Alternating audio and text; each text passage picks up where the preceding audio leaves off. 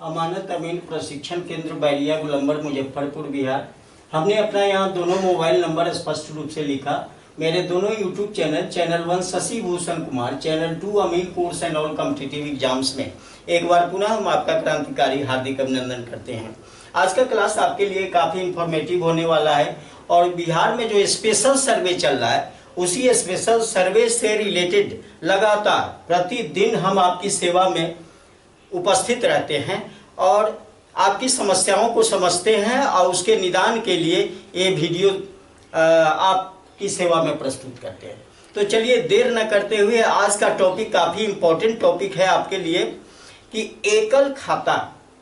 एकल खाता का मतलब भी हमने समझाया आपको कि एक आदमी के नाम से खुला हुआ खाता। एकल खाता खुलवाने के लिए कौन कौन से कागजात की आवश्यकता है। तो चलिए क्वेश्चन डालते हैं। क्वेश्चन है एकल खाता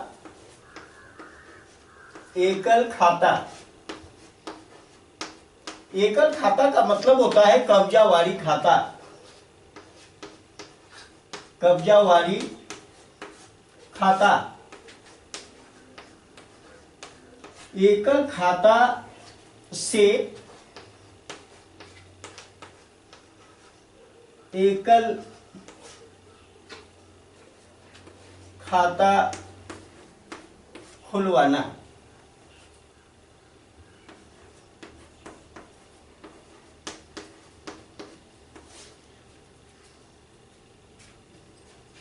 अगर ये आप खुलवाते हैं, एकल खाता से एकल खाता खुलवाने के लिए कौन कौन से कागजात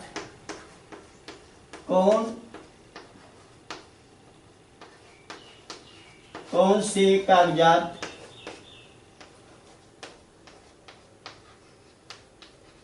आवश्यक है।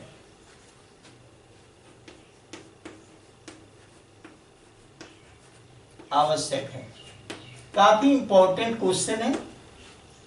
एकल खाता आपके दादा के नाम से है और आपके पिता भी सिंगल हैं और आप भी सिंगल हैं,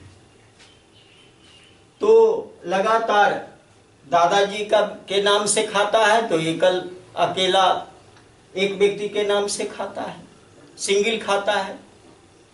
और उसके बाद आपके पिता भी एक ही हैं आपके, और खाता आपके नाम से खुलना है।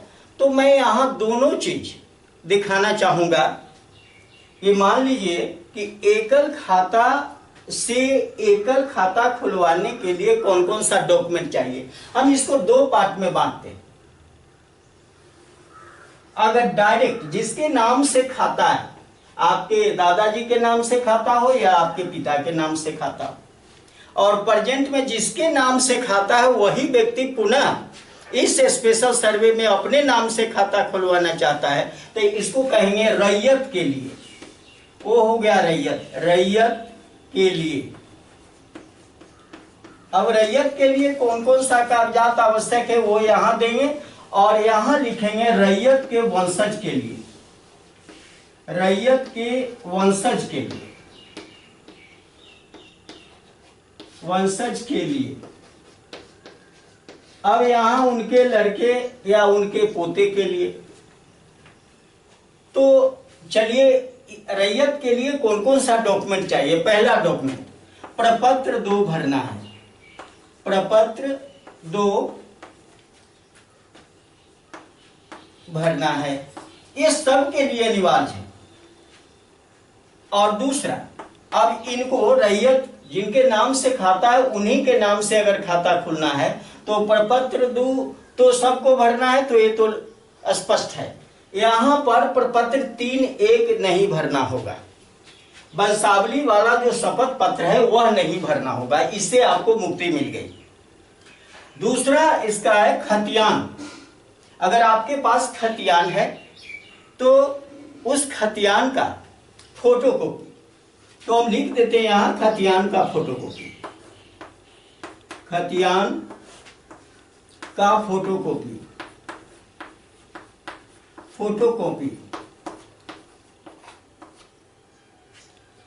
अगर खतियान नहीं है तो ऑनलाइन उपलब्ध है, आप वहां से डाउनलोड करके वहां एक सस्ता सुविधा चार्ज पे करके वहां से खतियान निकलवा सकते हैं और उसका फोटोकॉपी कराकर जमा कर सकते हैं। तीसरा, अगर रसीद उसका कट रहा हो तो रसीद का फोटोकॉपी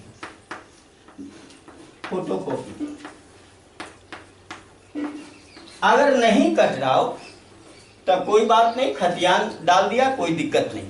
अगर खतियान देना जरूरी है, अगर खतियान नहीं रहेगा तो आपको प्रपत्र 2 भरने में कठिनाई होगी। बिना खतियान के प्रपत्र 2 कैसे आप भरेंगे, इसलिए खतियान का होना जरूरी हो जाता है। रसीद का फोटोकॉपी ये आपके पास है तो दीजिए, नहीं है तो टेंशन लेने की आवश्यकता नहीं।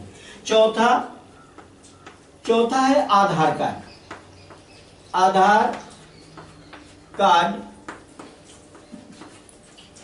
का फोटोकॉपी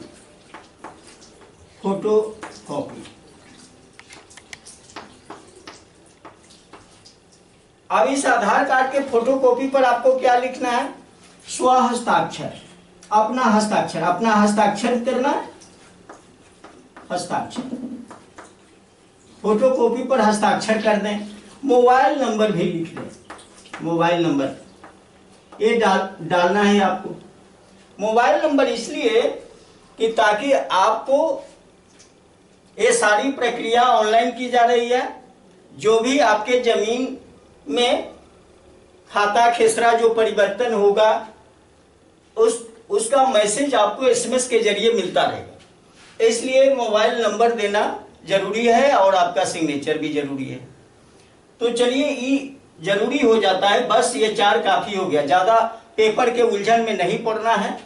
प्रपत्र 2 भर लेना है, किसके लिए है, रैयत के लिए, जिसके नाम से खाता खुला हो उनके लिए मैं ये कागजात का स्पष्टीकरण किया। दूसरा है रैयत के वंशज के लिए, यानी उनके रैयत के वंशज के लिए, यानी सिंगल उस फैमिली में सिर्फ एक व्यक्ति से चला आ रहा है खाता और उसी का एक औलाद है या एक लड़का है या एक पोता है। तो चलिए उसके लिए कौन कौन सा कागजात चाहिए। तो पहला है प्रपत्र 2 भरना है, प्रपत्र 2 भरना है, ये अनिवार्य हो जाता है। अब इसको प्रपत्र 2 सब के लिए अनिवार्य है, प्रपत्र 2 चाहिए ही चाहिए।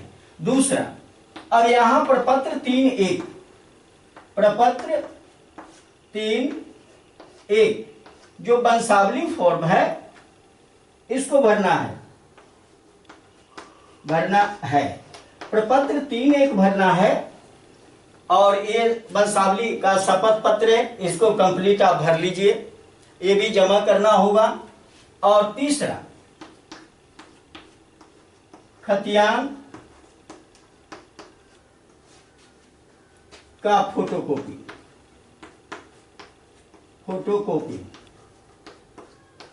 खतियान का फोटोकॉपी। और चौथा, अगर रसीद कट रहा हो तो रसीद का फोटोकॉपी।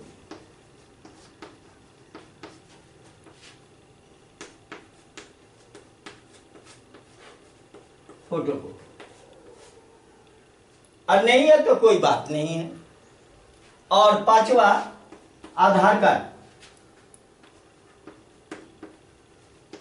आधार कार्ड का फोटोकॉपी।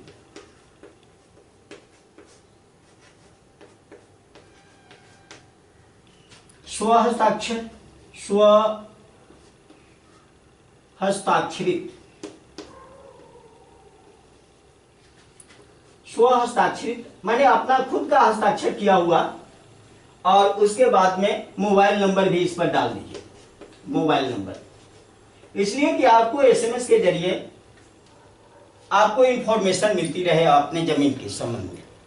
कारण कि सारी प्रक्रिया जब ऑनलाइन होगी तो आपको हर नया अपडेट जैसे आएगा एसएमएस के जरिए सूचना मिलती रहेगी। तो मोबाइल नंबर डालिएगा तभी ऐसा संभव है। तो इधर आपने देखा कि ये 4 है, इधर क्या देखा ये 5 है। वंशावली खुद से बनाना है। ऐसा नहीं है कि वंशावली बनाने के लिए अब भाग दौड़ कर, इसके पिछले वीडियो में हमने बताया भी कि वंशावली में जो झंझट होती थी वो झंझट अब खत्म हो चुका है। वंशावली खुद से बनाना है और खुद से बनाइए और उसी के अकॉर्डिंग ये प्रपत्र 3 एक भरिए। प्रपत्र 3 एक जो भरिएगा वो वंशावली के अकॉर्डिंग ही भरना है। तो उसमें आप शपथ लेते हैं तो वंशावली खुद बनाइए। अगर मैं लिख दूं वंशावली खुद से बनाना है, यहां भी एक दर्ज कर देते हैं, वंशावली खुद से बनाना है।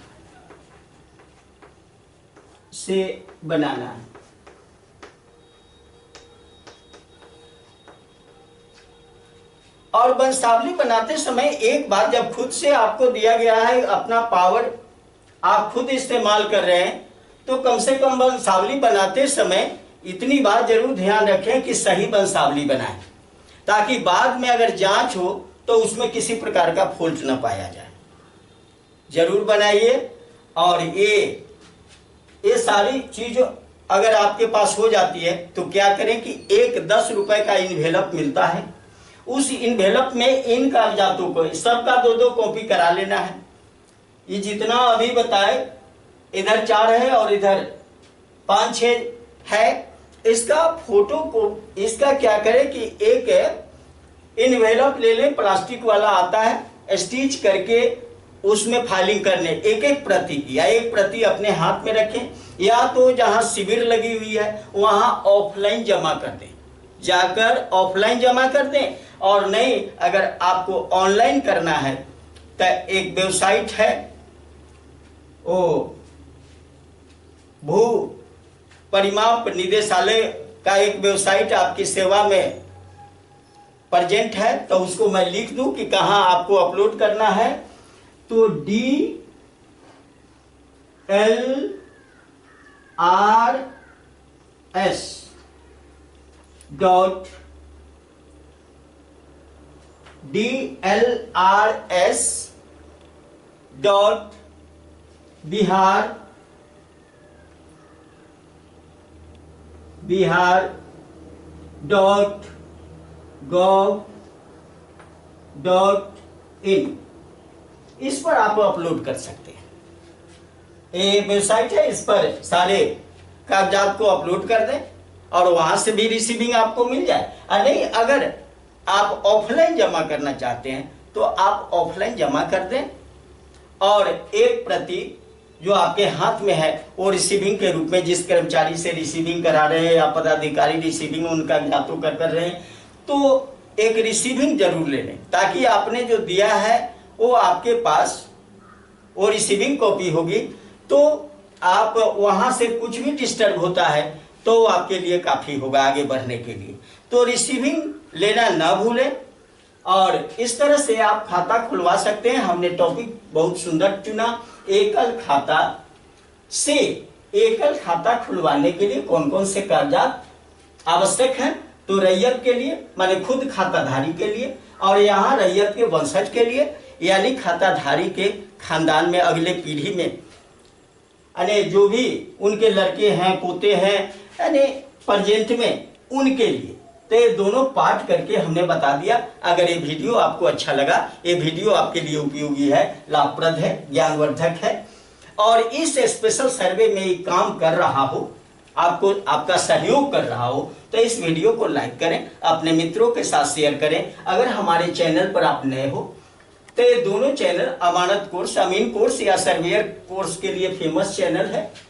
ये दोनों को बारी बारी से सब्सक्राइब करें और इससे फील्ड में अपना करियर बनाना चाहते हो, इस फील्ड से जुड़कर अपना लाइफ है ब्राइटनेस करना चाहते हो, तो अमानत अमीन प्रशिक्षण केंद्र बैरिया गोलंबर मुजफ्फरपुर बिहार आपका दिल से स्वागत करता है। मेरे साथ रहकर थियरी या प्रैक्टिकल आप सीखें और पैसा कमाएं, अपने परिवार को खुशहाल रखें और गवर्नमेंट की वैकेंसी आए तो उसमें जाए। बहुत बहुत धन्यवाद। जय हिंद, जय भारत।